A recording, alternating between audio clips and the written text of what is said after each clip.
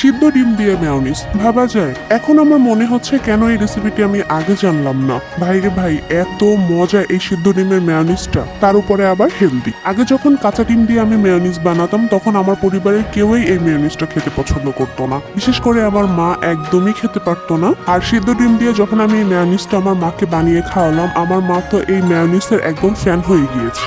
যেহেতু সেদ্ধ ডিমের মেয়োনিজ, সেদ্ধ ডিম তো লাগবেই, এর জন্য আমি 3টা ডিম সেদ্ধ করে নিয়েছি। এখন একটা একটা করে ডিমগুলোর খোসা ছাড়িয়ে নিব। ডিমের খোসাগুলো ছাড়িয়ে নেওয়া হয়ে গেলে আমি এখানে একটা ব্লেন্ডারের জার নিয়েছি, তার মধ্যে এখন একটা একটা করে ডিমগুলো দিয়ে দিব। তারপর এর মধ্যে দিয়ে দিচ্ছি 1/4 কাপের মতো নর্মাল পানি। এখানে কিন্তু অবশ্যই পানিটা ব্যবহার করতে হবে। তারপর দিয়ে দিলাম 1/3 কাপের মতো সয়াবিন তেল। এর পরিবর্তে আপনারা অলিভ অয়েল বা সানফ্লাওয়ার অয়েলও দিতে পারবেন। তারপর দিয়ে দিচ্ছি 1/2 চা চামচের মতো লবণ।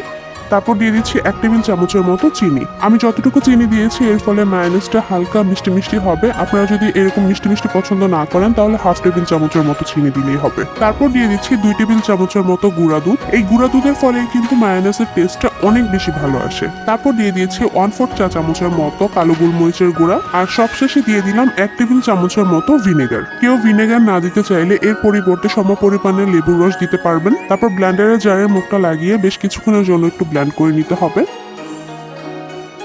কিছুক্ষণ ব্লেন্ড করে নেওয়া হয়ে গেলে ঢাকনাটা সরিয়ে একটা চামচের সাহায্যে একটু নেড়েচেড়ে দিচ্ছি।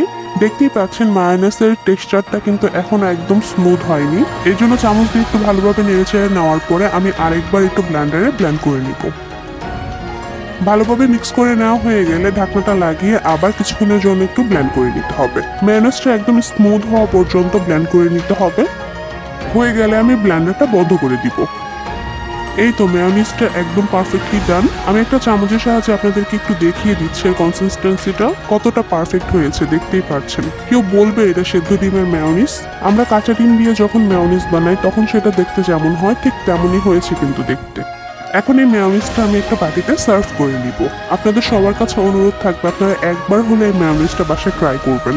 আমি লিটারালি এই মেয়োনিজের ফ্যান হয়ে গিয়েছি। একদম খুব সহজেই কিন্তু কয়েক মিনিটের মধ্যে বানিয়ে নেওয়া যায় এই মেয়োনিজটা। আর টেস্টের কথা কি বলবো, এত বেশি অসাধারণ। আপনারা এই মেয়োনিজটা যে কোনো কিছুর সাথেই খেতে পারবেন। স্যান্ডউইচ বলেন, বার্গার বলেন, শর্মা বলেন, বা আমার মতো এইভাবে চিকেন ফ্রাইয়ের সাথেও খেয়ে দেখতে পারেন, ভীষণ ভালো লাগে। আর এই মেয়োনিজটা কিন্তু সালাদের ড্রেসিং হিসাবেও ব্যবহার করা যাবে। আজকের রেসিপিটি আপনাদের কাছে কেমন লেগেছে তা আমাকে অবশ্যই কমেন্টে জানাবেন আর বেশি বেশি শেয়ার করবেন।